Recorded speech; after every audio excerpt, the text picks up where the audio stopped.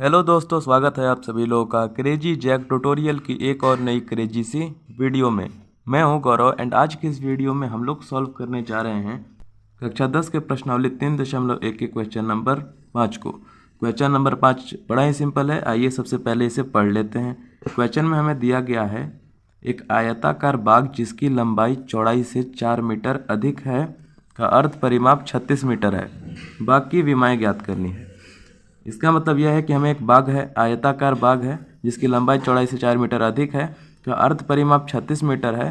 तो हमें बाग की विमाएँ यानी कि लंबाई और चौड़ाई ज्ञात करनी है। आइए क्वेश्चन को हल करना शुरू कर लेते हैं। क्वेश्चन को हल करने में हम लोग सबसे पहले लिखेंगे माना लंबाई बराबर x और चौड़ाई बराबर y। आइए मैं यहाँ पर लिख लेता हूँ। तो दोस्तों यहाँ पर मैंने लिख लिया है माना लंबाई बराबर x और चौड़ाई बराबर y। ये मैंने यहाँ पर लिख लिया और अब हम लोग समीकरण बनाएंगे। समीकरण एक चीज़ मैं आपको बता देता हूँ, यहाँ पर थोड़ा उल्टा क्वेश्चन है।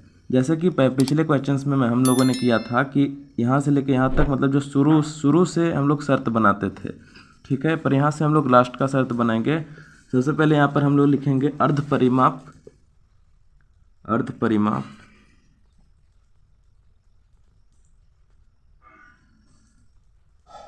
अर्ध परिमाप यहाँ पर हम लोग लिखते हैं x प्लस में y। चूँकि देखिए हमारी लंबाई और चौड़ाई x और y हमने मान ली है और अर्ध परिमाप 36 है। तो यहाँ पर हम लोग लिख सकते हैं कि अर्ध परिमाप देखिए लंबाई और चौड़ाई को ही तो मिलाकर बनेगा, इसीलिए लिख लेंगे हम लोग x प्लस में y बराबर में 36। x यानी कि लंबाई और y यानी कि चौड़ाई बराबर में 36 मीटर है।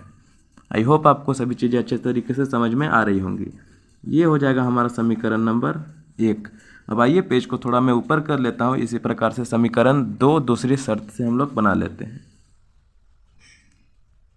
तो दोस्तों पेज को मैंने थोड़ा ऊपर कर दिया है और यहाँ पर आप सभी देख पाएंगे कि हमारी दूसरी शर्त हम लोग ऊपर से लेंगे जिसकी लंबाई चौड़ाई से 4 मीटर अधिक है। लंबाई हमने क्या माना है, हमने x माना है। तो यहाँ पर सबसे पहले मैं इधर शर्त लिख दूंगा। शर्त है हमारी लंबाई, देखिए लंबाई चौड़ाई से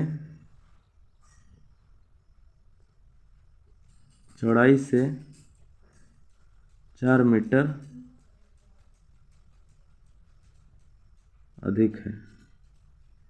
अधिक है। ये मैंने यहाँ पर लिख लिया। अब इससे हमारी शर्त इस प्रकार से बन जाएगी। यहाँ पर बना लेते हैं। देखिए लंबाई यानी कि x हमने माना था तो x यहाँ पर लिख लेते हैं। लंबाई क्या है, चौड़ाई से 4 मीटर अधिक है। तो लंबाई बराबर चौड़ाई यानी कि y, अधिक है तो प्लस करते हैं, कितना अधिक है 4, तो 4 लिख लेंगे। यह हो जाएगा हमारा समीकरण नंबर 2। तो दोस्तों इसी प्रकार से हमने समीकरण 1 और समीकरण 2 बना लिए हैं। अब हम कोऑर्डिनेट्स ज्ञात करेंगे क्योंकि इस प्रश्नावली में हमें जितने भी प्रश्न हल करने हैं उनका हल हमें ग्राफीय विधि से करना है। ग्राफीय विधि किसे कहते हैं, मैंने मेरे पिछले वीडियो में ग्राफीय विधि के हल करना बड़ी अच्छी प्रकार से बता रखा है। अगर आप चाहें तो उनको भी जाकर देख सकते हैं। उनकी लिंक्स मैंने डिस्क्रिप्शन बॉक्स में दे रखी हैं। चलिए कोऑर्डिनेट्स ज्ञात कर लेते हैं जिसे हम लोग ग्राफीय विधि से इसका हल ज्ञात करेंगे। अब मैं पेज को थोड़ा और ऊपर कर देता हूँ। यहाँ पर हम लोग कोऑर्डिनेट्स ज्ञात करेंगे समीकरण 1 और समीकरण 2। मैं सबसे पहले लिख लेता हूँ। देखिए समीकरण 1 और समीकरण 2। समीकरण 2 ठीक है। इसके लिए हम लोग दो बॉक्सेस बना लेंगे इस प्रकार से।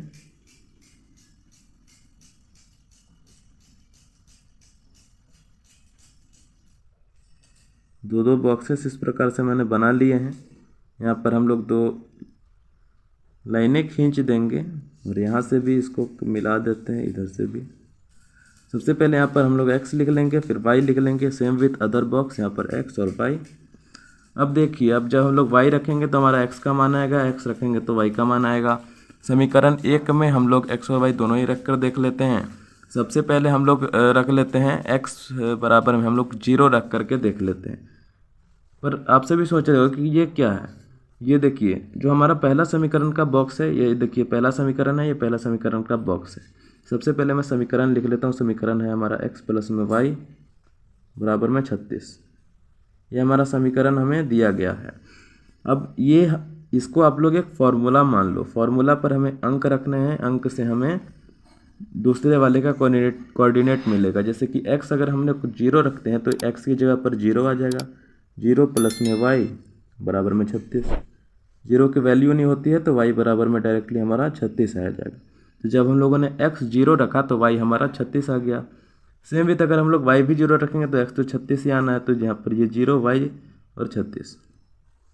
ठीक है, आई होप आप लोग अच्छे तरीके से समझ रहे होगे। देखो पेज ऊपर नहीं था, अभी आप लोगों को क्लियरली देख रहा होगा। इसी तरीके से समीकरण 2 का भी कोऑर्डिनेट हम लोग ज्ञात कर लेते हैं। समीकरण 2 में हमें दिया गया है, देखिए समीकरण 2 ये रहा। समीकरण 2 है x बराबर में y प्लस में 4। इसको सबसे पहले यहाँ पर लिख लेते हैं, x बराबर में y प्लस में 4 यह है। इससे देखिए इस बार हम लोग y जो है ना, y की जगह पर हम लोग 0 रख लेते हैं। ठीक है, तो यहाँ पर ये हो जाएगा x बराबर में 0 प्लस में 4, तो ये हो जाएगा x बराबर में 4। जब हम लोगों ने y 0 रखा तो ये हमारा 4 आ गया। ठीक है, इसी प्रकार से अब हम लोग जो हमारा y है उसकी जगह पर हम लोग 8 रख लेते हैं। 8 देखिए किस क्रम में, जैसा कि आप लोग देख रहे होगे कि 4 2 4 8 इस तरीके से करोगे तो हमारा 36 ये क्रम बैठते जा रहा है। ठीक है, तो इसी प्रकार से मैंने 4 यहाँ पर अभी 8 ले लिया, y की जगह पर हम लोग 8 लेंगे तो ये हो जाएगा x बराबर में y की जगह पर 8 हो जाएगा प्लस में 4, तो ये x बराबर में हमारा 12 आ जाएगा। इसी प्रकार से जब हम लोगों ने y 8 रखा तो x हमारा 12 आ गया। दोनों कोऑर्डिनेट्स ज्ञात कर लिए हम लोगों ने। आप लोग यहाँ मानने के लिए कोई भी संख्या मान सकते हो जो इसके पहाड़े में आए या फिर उससे मिलती जुलती हो। मतलब सम संख्या तो सम संख्या मानो, विषम संख्या तो विषम संख्या मानो। इसी तरीके से हम लोगों ने कोऑर्डिनेट्स ज्ञात कर लिए हैं। अब हम लोग इसका ग्राफीय विधि से हल ज्ञात करेंगे अगले पेज पर। तो दोस्तों यहाँ पर मैंने पेज को पलट लिया है। अभी यहाँ पर हम लोग ग्राफ बनाएंगे। ग्राफ आपको उसी प्रकार से बनाना है, आपने क्लास 9th में भी पढ़ा होगा, निर्देशांक ज्यामिति वगैरह। वहाँ पर एक सिंपल सा ग्राफ होता था, एक्स अक्ष होता था, वाई अक्ष होता था, वही वाला एक ग्राफ यहाँ पर हमें बना लेना है। तो दोस्तों यहाँ पर आप सभी देख सकते हो मैंने एक हैंडमेड छोटा सा इधर ग्राफ बना लिया है, पेपर पर ही, पेज पर ही। इधर आप सभी देख सकते हो, इधर एक ये एक्स अक्ष है और ये यहाँ पर वाई अक्ष है। यहाँ पर एक्स डैश और वाई डैश। इधर और इधर की संख्याएं प्लस में होती हैं, इधर की माइनस में होती हैं। ये आपको पहले से ही पता होगा, आपने क्लास 9th में ही इसको पढ़ा है। यहाँ पर जो है यहाँ पे हमारा मूल बिंदु होता है 0 0 का। ये सभी चीज़ें आपको पता होंगी। आइए जो कोऑर्डिनेट्स हमें वहाँ पर मिले थे उन्हीं को अब हम लोग यहाँ पर रख लेंगे।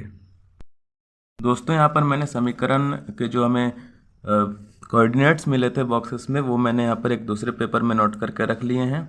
अब आइए इन्हें यहाँ पर निरूपित करते हैं। सबसे पहले समीकरण 1 का करेंगे। देखिए x 0 है, y 36 है। x 0 आपसे भी देख सकते हो, 0 अगर कुछ भी होगा तो 0 यहीं पर होगा। और 36 देखिए y 36 था, यहाँ पर आपसे देख सकते हो x 0 y यहाँ पर 36, तो y 36 यहाँ पर जाएगा। तो ये हो जाएगा हमारा पहला बिंदु। 0 का वो नहीं होता है तो 0 यहीं रहेगा। ये हो जाएगा हमारा पहला बिंदु 0, 36। ये हो जाएगा 0, 36। x वाले संख्या को पहले लिखते हैं, y वाले को आखिर में लिखते हैं। ये हो जाएगा x 0 और 36। इसके बाद अब यहाँ पर आप सभी देख सकते हो दूसरा हमें दिया गया है, इस बार x 36 है और y 0 है। यानी कि यहाँ पर y यहाँ पर 36 हो जाएगा, x हमारा ये 36, y 0 यही रहेगा। ठीक है, तो ये हो जाएगा हमारा 36, 0। ये आप सभी देख सकते हो, ये दोनों यहाँ पर मैंने निरूपित कर लिए हैं। अब इन दोनों लाइनों को हम लोग मिला लेंगे। ठीक है, यहाँ पर आप ये देख सकते हो, ये 36 है, इधर ये वाला 36 है। इन दोनों को हम लोग सिंपल सा इधर मिला लेंगे।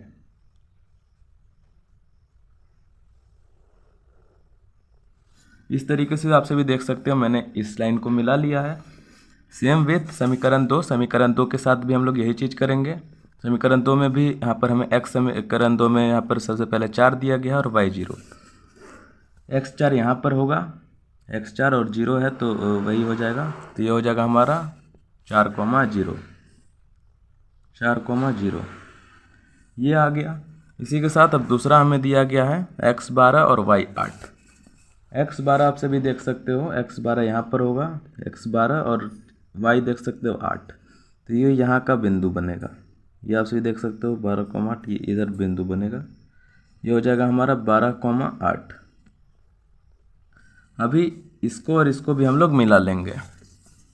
इसको दोस्तों हम लोग मिला लेते हैं फटाफट से, आप सभी देख सकते हो इस तरीके से।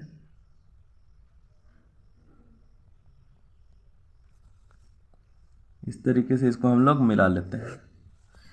इसको जब हम लोगों ने मिलाया तो जिस बिंदु पर यह आकर कटा वही हमारा आंसर हो जाएगा। यहाँ पर आप सभी देख सकते हो ये इस वाली लाइन पर ही कटा है, यहाँ पर ये कट गया है, ठीक है। ये है, देखिए सबसे पहले x वाली संख्या लिखते हैं। मैंने आपको पहले बताया था, तो x देखिए ये 20 पर आ रहा है। यहाँ पर आप सभी देखोगे ये सीधे सीधे में देख सकते हो दोस्तों, ये 20 पर आ रहा है और ये यहाँ पर हमारा 16 पर आ रहा है।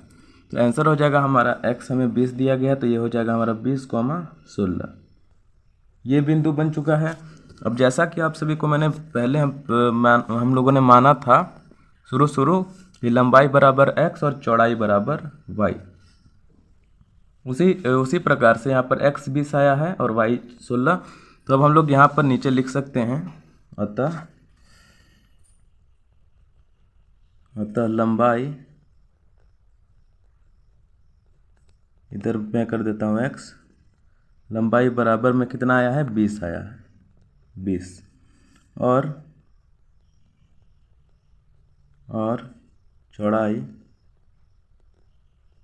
चौड़ाई जो कि हमारा y था वह हमारा आया है 16। इसी प्रकार से हमारे दोनों आंसर आ चुके हैं। यही हो जाएगा हमारे इस वाले भाग का आंसर। आई होप आपको क्वेश्चन बड़ी अच्छी तरीके से समझ में आ गया होगा।